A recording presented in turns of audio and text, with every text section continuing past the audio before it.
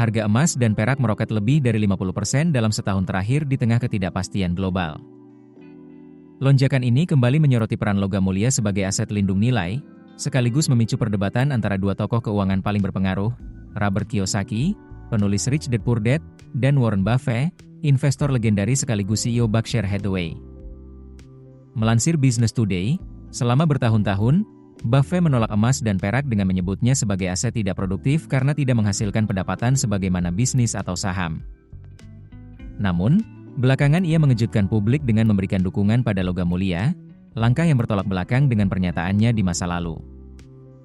Kiyosaki pun langsung menyindir perubahan sikap Buffett. Bertahun-tahun Buffett meremehkan investor emas dan perak seperti saya. Dukungan mendadaknya ini pasti berarti saham dan obligasi akan segera jatuh, tulis Kiyosaki di X. Komentar Buffett soal emas sebelumnya sangat keras.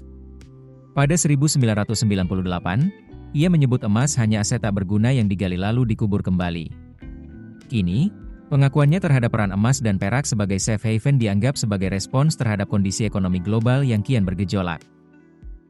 Bagi Kiyosaki, perubahan sikap Buffett justru menjadi sinyal bahaya.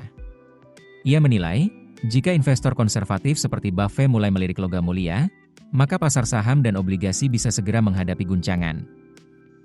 Sejak lama, Kiyosaki mendorong investor untuk mengalihkan aset ke emas, perak, dan kripto seperti Bitcoin serta Ethereum.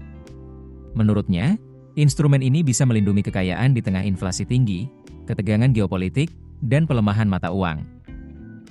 Ia bahkan memperingatkan kemungkinan krisis besar yang bisa menyaingi depresi besar tahun 1929.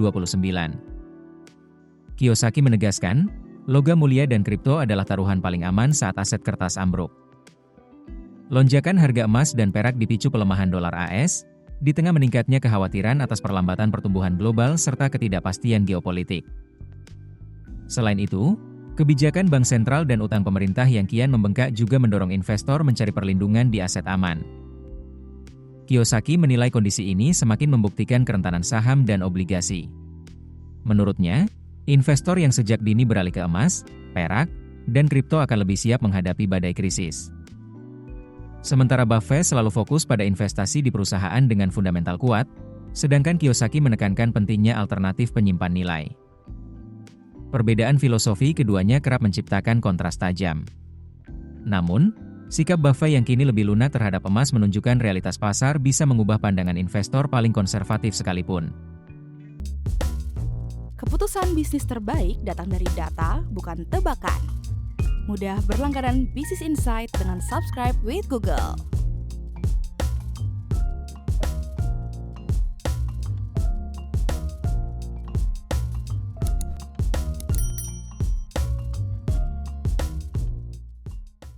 Download aplikasi Kontan sekarang di App Store atau Play Store.